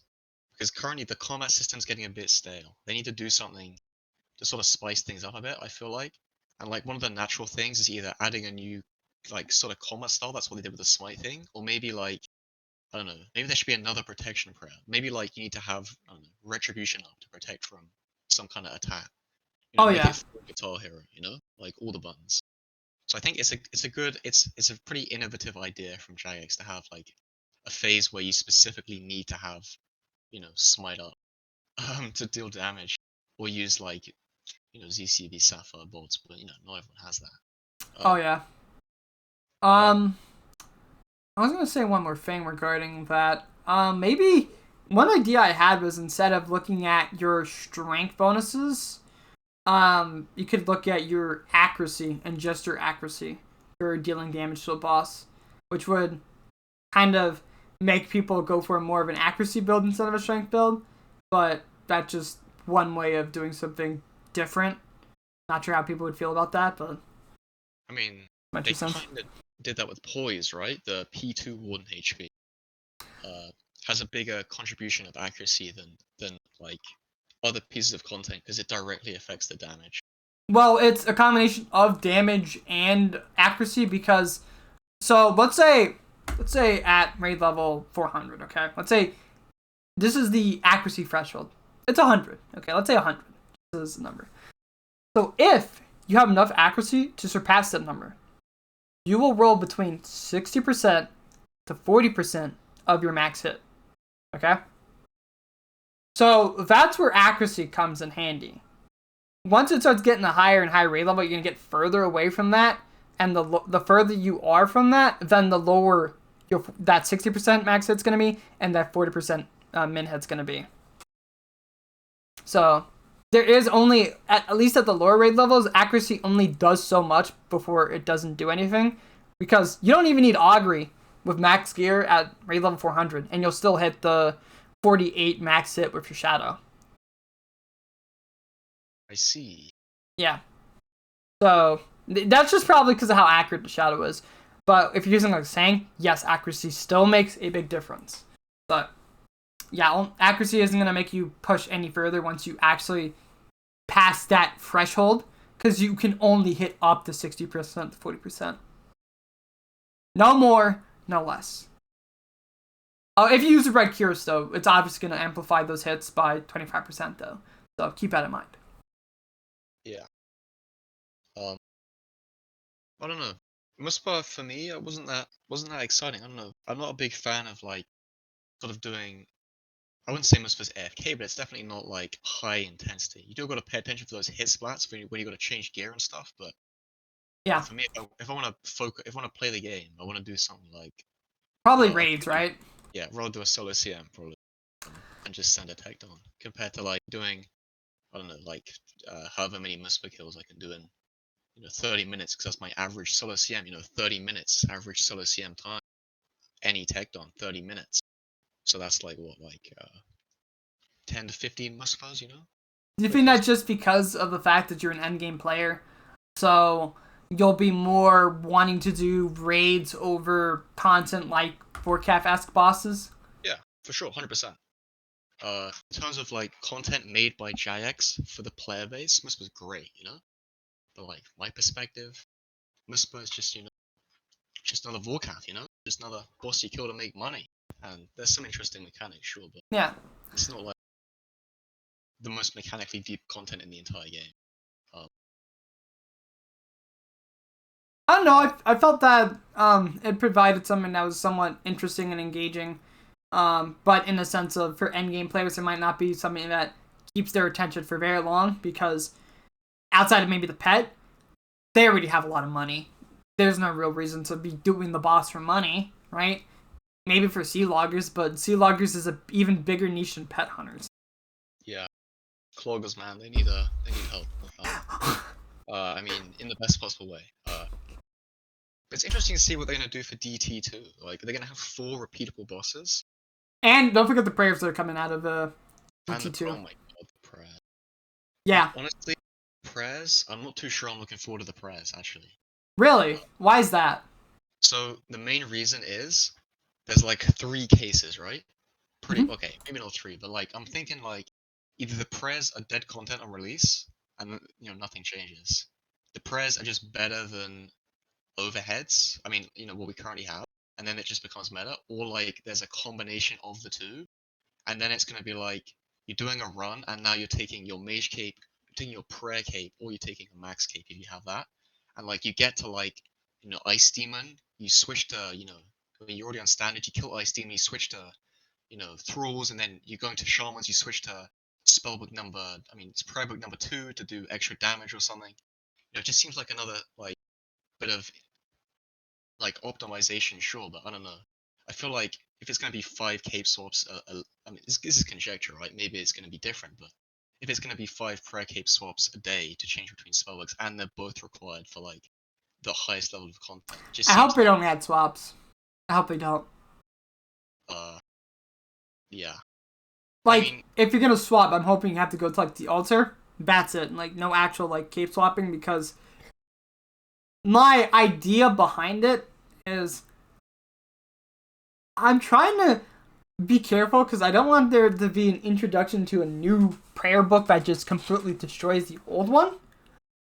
My idea could be something like maybe it rewards extended combat, where you don't really get the benefits right off of the bat, and you have to ramp up for something that ends up being like a larger benefit than our current prayer book. Maybe that's one way to go about it, but some people might say that's kind of boring, right? Or they might have like completely crazy prayers that do some really wonky or niche stuff that sometimes it ends up being good, other times it ends up being bad, right? I want it to be different and provide different benefits and not just be a straight buff. If it's going to be like a straight buff, then I want it to be it rewards continuous combat, and you don't really feel that benefit until later on into a fight. So maybe like much longer into like the P2 of a Verzik, then you'll start feeling the benefit of it, compared to like right at the start it's better than Piety. What else? There's one more thing I want to say. Also, like, if you're changing between styles too, then it will feel kind of bad, because then you'll have to change prayers, and you don't want to do that, then you lose your benefit. Yeah. Guess I don't think any of us can say for sure until that. Yeah, we're not sure until they give us the blog for it, right? Because that'll kind of give us an idea of what's coming from it. And on top of that, they could also add prayer scrolls from the bosses, So each one might have a prayer scroll to unlock prayers on the book as well. Oh my goodness, they're gonna do that, aren't they? Oh man. Oh, They could. They could. I'm not sure. I mean, that's an easy way of like including drops, is by doing it. It kind of feels kind of lame because like, oh, I got this new prayer book, but I can't use all the prayers right off the bat. I have to unlock them. But yeah. I mean, look at RS3. They do the same thing. It wasn't like that at the start. It was you had to get the prayer level for it, but now it's like for upgraded turmoil and all that shit, you have to do the new Nex for the prayer scrolls for it. Like when they remade Arceus Spellbook, they pretty much did the same thing though. They locked you out of all the good spells until you finish AKD. Well, they added those spells. Well, yeah, but it is basically a lockout, right? Though. Kind of a lockout, yeah. But that's not even that hard to get AKD done. That's fairly easy. Wow. You know, you gotta do quests, and you have to get favor, and the Lova Kenji favor, let me tell you. Doing that with the mining, that's a miserable afternoon. But it's still kind of gated. I feel like also the new Arceus Spellbook was actually okay. I think Thralls and Death Charge are very interesting. So if they can do something, if they can do the Thralls and Death Charge of a new prayer book, then maybe it will be it could be quite something actually. If you know what I mean, you know? So someone had suggested that what if they kind of kept it like the old prayer book, and they didn't have options for range and mage. It was primarily turmoil. Turmoil? Yeah, so it would just be a melee-focused prayer book instead of it being range-focused or mage-focused. Do you think that would make it have a good niche, or are you unsure? I mean, the good niche for that would be ToB, right? Because you go to ToB, you melee all the bosses. It'd be kind of juiced. Yeah. Like, would it be better for like ToA chambers? Probably not, because those are multi-combat focused raids. Yeah. So not having access to those other prayers, it will feel bad. Yeah. So I feel like, you know, if they want to buff melee, they should probably buff the scythe. You know what I'm saying? The scythe's in a bad position, financially. I feel like they have something against the scythe, because the last couple of updates, they have not really provided us with ways to use the scythe, because ToA, it's stab focused, probably because they want the Fang to be good there, completely fine. But Muspah, again, it's another boss that's range and mage, not even a chance that melee was going to be good there. I thought it was going to be melee and mage, which would have been cool. Nope. Range and mage. Mm-hmm. Literally like Zora. Yeah. Hell, I need some love, man.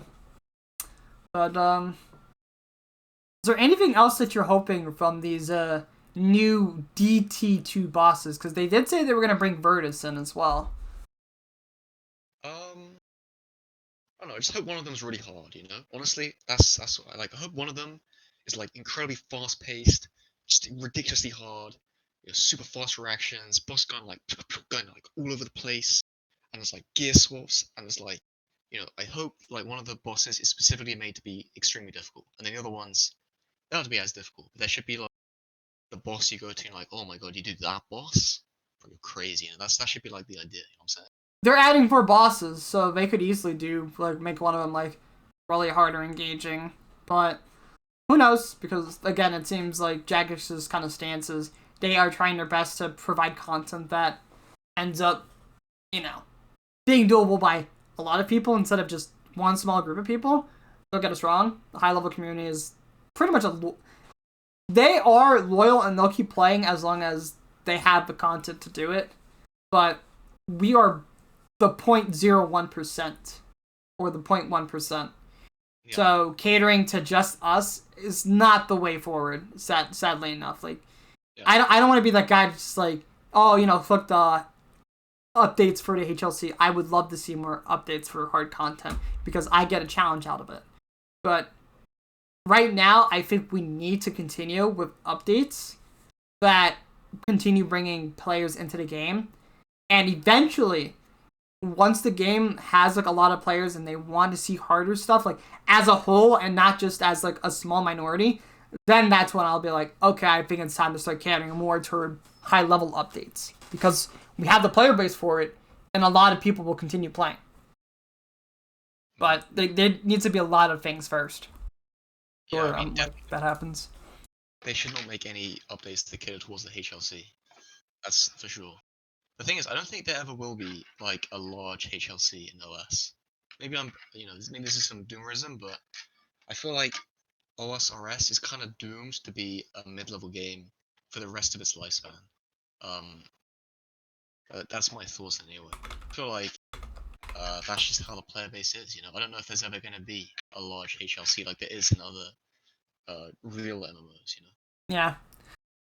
Someone mentioned the Blue Inferno just now, and that was also something I was just like, I wonder if they're ever going to do anything with that, because I thought that was going to be really cool, but again, I felt like they kind of scrapped that idea, and that would have been an interesting encounter to have, like a roguelike thing in the game.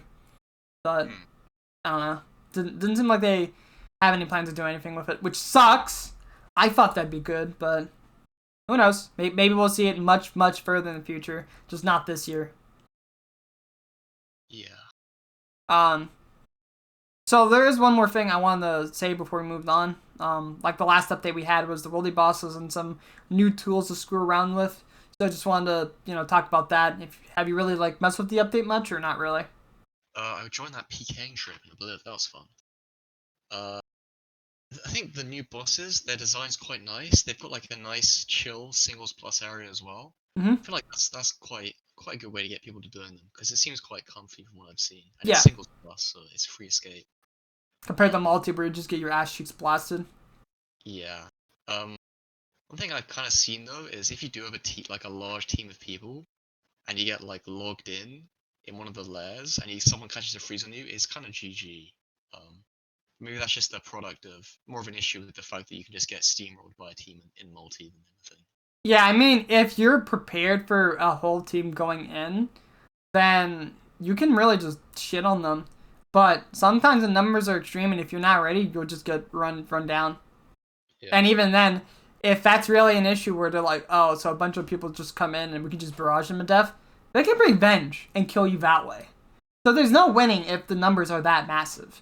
Because they'll just kill you no matter what. Yeah. But I mean, Wildy did seem pretty active. Like, when Oblivion was running around, we saw a couple of people, we saw a couple of actual PvP groups. Yeah. They seem to be hanging around. I'm glad they did for once, They're the most, the least... Jraze hates the PvP community. I'm glad they got something for once. I bet they're happy that day. So here are the two things that I liked, or a couple of things I liked about it. Just two things. One of them is just the fact that they provided a way for you to kill the bosses, and you don't like get absolutely ranched when you kill them in the singles encounter. On top of that, you'll have enough supplies to fight back, which is what I like. It gives you that risk of if you stay, then you still have like a lot of loot on you. But in the situation that PK does end up arriving, then you can kind of fight against them. But the only issue is just the fact that it feels relatively safe. You can easily just teleport out when you see someone come in with a seed pod. So I'm not sure if they should make the change where it's like you have to leave before you can teleport out. That might make it a little bit harder to get away. But with that, right, then I still feel like people are just going to get away. I've had some funny moments where I'll like leave and then I come back inside and then I leave again and then I just log out. Or I'll freeze someone and then, like, get out that way. But then again, maybe that's just how it is when it comes to getting away. Where literally the plan of action is just freeze, hide under, or freeze, and run away. So, outside of it feeling kind of catered toward people that can kind of get away, I just like the fact that it's not just, oh, you just get gangbanged and you're kind of boned. You actually have a fighting chance. Or you actually have a chance to get away. Yeah. It's definitely, I think it is a good update. Like, Jraze Jraze did a great job, Yeah. And it's kind of like I don't know too much how, the biggest community, Reddit, thought about the update. But I feel like it caters quite a lot to, like, the people who hate the wilderness. Because it's like, it's giving them bosses in the wilderness that are so barely in the wilderness because you can just like it's like sub 21 and it's singles plus and it's a little box, so all the PKs come from one spot. It is literally it's barely in the wilderness, but it still is, you know. Like, yeah. Shoving them in, you know. And the other thing is with the changes, they didn't make like completely new bosses. The bosses still maintain their identity. Like all the aspects that each boss has, they still have it in one way or another. Like that fearsome blast. You remember that blast that Callisto would just shoot at you and you just lose 60 HP? Yeah. It still has that. It's just combined with a knockback now and you can actually pray against it. Or the fact that Venenatus can drain your prayer and like kind of snare you and shit like that. They, again, kept that aspect of the boss but reintroduced it in different mechanics. So they kind of split up the mechanics a bit more for that boss. So I felt that they really did a good job of keeping it, you know, the same but different. Yeah. While also introducing that risk of staying to get a lot of drops, but risking a PK coming in and killing you. But you still have a lot of supplies to get away. So I felt like they really nailed it with this update. So I could see myself going for wilderness pets now. Yeah, I mean, I probably wouldn't mind, you know, if I was gonna do some like AFK bossing in OS, like I'd definitely Callisto beforehand, you know, I would have brain damage if I did like pre-change Callisto, like because you need to have because you have to bug abuse pretty much. Yeah, and you have to do the lure, and you have to have an ult to lure it as well. Yeah, it's either that or pay a booster. Yeah, and that's not optimal. But now it's just, you know, yeah, it's a little more comfy, I think. Well, I mean, not like Callisto, the budget Callisto. Yeah. Or ToA, you know. So, we'll move on from this question now. I think the next one I'll want to talk about is you made a lot of videos on your YouTube channel. A lot of them regarding CAs. So tell me a little bit about why you put those videos out. So I remember when CAs got released, back when clients were around, someone posted a screenshot of some Redditor, and they said the CAs were like CHM were literally impossible without cheat code. And I was like, that's kind of lived rent free in my head for a very long time. Like, how could someone say that? Like, that guy, you know, I'm sure he meant well, but he needs help, right? Or that may not be, maybe, you know, it could be a girl, you know, it could be one of those, or something else, you know. So I just, like, the fact when I saw that, I was like, oh my god. So I thought, you know, I was doing all the CA anyway, so I might as well just upload a video. It was not a guide, it was just like a run of me doing it, because I had it was ShareX at the start, then OBS. I just had it open. And then I just put them on the YouTube, because it was very low effort, you know. Like the thumbnails, Yeah. 30 seconds in paint, you know. Not as much effort as you put into your videos, you know. It was... I spent so many days on that Muspah video. It was like 5 or 6 days straight of like research. Like it was like a lot of research I did on my own. Of course, some stuff did come up while I was doing my research, like the shield skip being a thing. But it was like a lot of research and like a lot of testing mechanics and a lot of note taking and then the script writing and then having to do that and then the editing and then making the intro. There's just so much to it, and then it just comes out with like 1K views and I'm like, I'm okay with this. Yeah. This is fine. I remember like when I was making like the Kree video, like the editing for that was like I put the two clips together in Movie Maker and I clicked publish. I mean, sometimes all it takes is just put it together with editing software like that, and nothing more, nothing less. That's just how it is sometimes when it comes to you know, putting together videos that just show something and not like a full-out guide. It's definitely, when I started, I thought it was like difficult, but if you just want to put something out there, like you don't have to put a bunch of work into it. As long as it's like useful, then you know it's gonna be fine. So yeah, I kind of got by with things, and apparently some of them have some views. That wasn't really the intention. I just kind of did it, one, to prove that guy living rent free in my head wrong, and the other one was yeah, it was just reference videos, wasn't it? And then I'm glad some people found some use for them in the end. Yeah, that's completely fair. Also, fuck you, Zuckbot, you rat. Can't believe you said a triangle in my head, you bitch. I think that's a good way, just like showing examples of stuff you've done in case people get like curious about it. Eventually, I want to come back to some of the guides. So I put out like a few CA videos, or like one or two. It was mainly like the one I had to do, the one where it's like take no damage from bandas. But I want to kind of revisit that with all the new gear and stuff. I feel like you can kind of do some of those tasks in different ways and do them in affordable ways as well. So I might go back to it and make proper guides for it. Well, it's just like, yeah. I mean, what I uploaded is like the bare minimum resource. Like if you're going for CA and you just want to see an example of how the task could be completed, it's there, you know? Yeah. It's not guide, it's not the most optimal, it's just an example. And you can sort of use that as like the basis for completing the GM task. Obviously, you got to do more work than, but it's like it's a place to get started, if anything. Even though some of those runs I don't play very well at the game, there's lots of mistakes. I'm not proud, of some of the gameplay in those. Like I did like the no I lost Jad thing, and Tebow was on accurate the whole time. I didn't notice. That was like an hour run, like,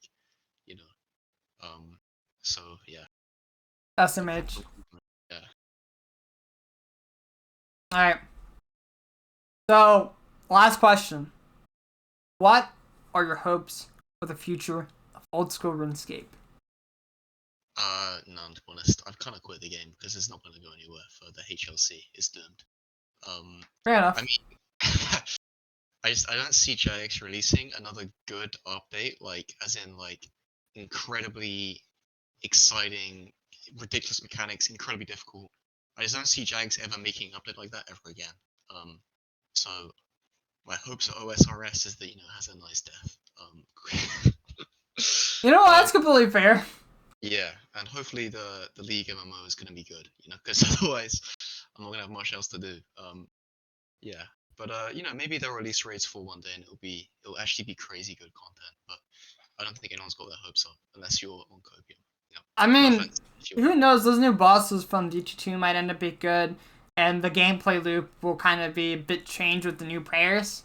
But then again, like you said, they might not be bosses that keep your attention like raid bosses do, because the thing with raids is that there's a lot of bosses, and there's like a lot of different ways of doing, at least the first two raids. ToA is kind of the same thing over and over again. But, yeah, I don't know. I guess we'll have to see. I have really high hopes for the future, but I'm not necessarily looking for a big raid at this time. I'm more or less looking for just more PvM content, and those prayers really got me enticed just to kind of revisit stuff. I like revisiting stuff with new things, but yeah. Is there any last words you'd like to say, Mr. Jraze? Oh, shout out to the Rework brothers, top ones they are. They should be next, the Rework brothers, They brothers? The Rework brothers, you know about them? Rework and who else? Yeah? Are they actually brothers? I don't know, you tell me. I mean, actually, don't. Anyway, they come as a package, so you could, like, interview one and you get both. It's like a 2-for-1 meal deal,